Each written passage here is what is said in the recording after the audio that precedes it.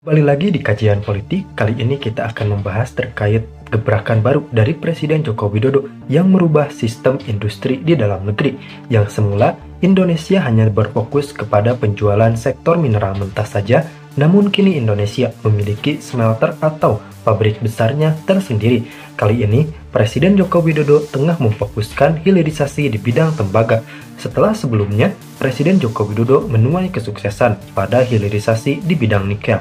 Kali ini, Indonesia memperluas jangkauan hilirisasi di bidang tembaga dan bauksit. Tentu saja, ini sangat luar biasa bagi negara berkembang sekelas Indonesia. Bahkan, negara-negara Afrika di sana sudah menjadikan Indonesia sebagai role model negara berkembang. Karena seperti yang kita ketahui bahwa Indonesia dan Afrika memiliki kedekatan secara historis, dimulai dari KTT Asia Afrika yang memang diusung langsung oleh Indonesia pada saat itu Presiden Soekarno, dan kini Indonesia kembali jadi panutan mereka dalam menyikapi berbagai hal yang berkaitan dengan geopolitik dunia. Tentu saja kita patut apresiasi bagaimana Presiden Joko Widodo berhasil meresmikan pabrik smelter tembaga. Tentu saja ini tidak mudah karena Presiden Joko Widodo mengatakan bahwa hilirisasi adalah barang mahal. Hilirisasi adalah barang susah karena beliau bahkan mengatakan, saya pernah dibisiki akan dikudeta jika tetap melanjutkan hilirisasi dan mengambil alih PT Freeport Indonesia. Tentunya ini sangat luar biasa keberanian dari Presiden Joko Widodo yang disokong langsung oleh menteri-menteri terbaiknya. Sekarang kita jadi tahu kenapa Presiden Joko Widodo kerap meresapel menteri di kabinetnya. Ternyata Menteri Kabinet Indonesia di era kepemimpinan Presiden Joko Widodo harus benar-benar selaras dan harus benar-benar memberikan perubahan yang signifikan bagi Indonesia. Tentunya kita patut apresiasi bagaimana Presiden Joko Widodo menghandle tekanan-tekanan dari asing. IMF pun sebenarnya sudah memberikan kritik pada Indonesia dikarenakan hilirisasi Indonesia rupanya memberikan efek rambatan negatif terhadap negara lain di berbagai kawasan. Tentunya kita harus menyikapi ini semua secara bijak. Indonesia pun berhak melanjutkan hilirisasi. Bahkan Presiden Joko Widodo mengatakan di KTT Bridge, beliau mengatakan bahwa Indonesia atau negara berkembang lainnya berhak mewujudkan hilirisasi sebagai salah satu lompatan terbesar menuju negara maju. Tentunya kita patut dukung langsung Presiden Joko Widodo dan akan dilanjutkan oleh Prabowo Subianto di bidang hilirisasi. Direksi, Bapak Ibu sekalian, hadirin dan undangan yang berbahagia. Kita tahu GDP ekonomi kita 56% itu bertumpu pada konsumsi domestik. Ini yang harus dirubah. Oleh sebab itu saya gembira pada pagi hari ini sebagai pemilik cadangan tembaga masuk dalam 7 besar dunia, kita telah memasuki babak baru dalam hilirisasi industri tembaga. Dan kita ingin menyongsong menjadi negara industri maju dengan mengolah sumber daya alamnya sendiri.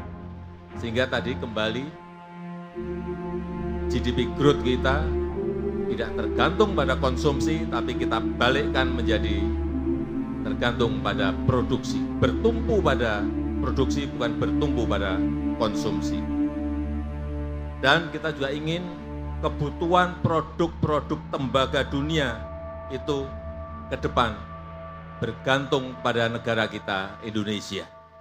Apapun, entah lembaran katot, entah kabel, entah copper foil, semuanya yang bisa kita produksi di sini itu akan kita lakukan. Bukan lagi kita mengekspor bahan mentah atau raw material.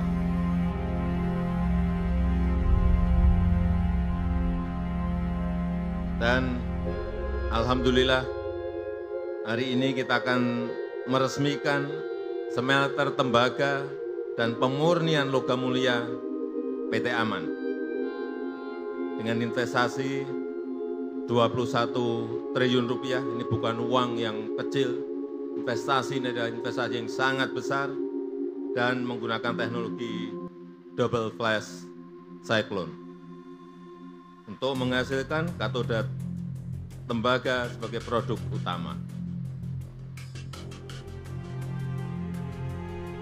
Bapak Ibu bisa bayangkan kalau penambangan dan pengolahan di Sumbawa yang dikerjakan oleh PT Aman ini mengolah 900.000 ton konsentrat per tahun. Bayangkan kalau selamanya hanya diekspor dalam bentuk konsentrat mentahan. Nilai tambahnya tidak berada di kita. Nilai tambahnya berada di negara-negara yang memiliki smelter. Sehingga keberanian dan niat baik dari PT Aman saya sangat mengapresiasi sekali.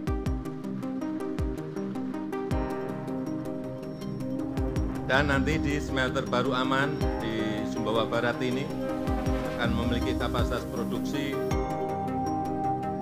220.000 ton katoda tembaga, 18 ton kurang lebih emas, 55 ton perak, dan 850.000 ton asam sulfat byproduct. Saya berharap dengan pengoperasian smelter ini betul-betul bisa memberikan multiplier effect sebanyak-banyaknya, baik bagi masyarakat yang membuka kesempatan lapangan kerja, dan juga kita harapkan PDRB di Provinsi Nusa Tenggara Barat bisa naik, di Sumbawa Barat juga bisa naik, dan yang mendapatkan manfaat yang sebesar-besarnya adalah rakyat di NTB dan rakyat di seluruh tanah air Indonesia. Dan dengan mengucap Bismillahirrahmanirrahim, smelter tembaga dan pemurnian logam mulia Aman pagi hari ini saya resmikan.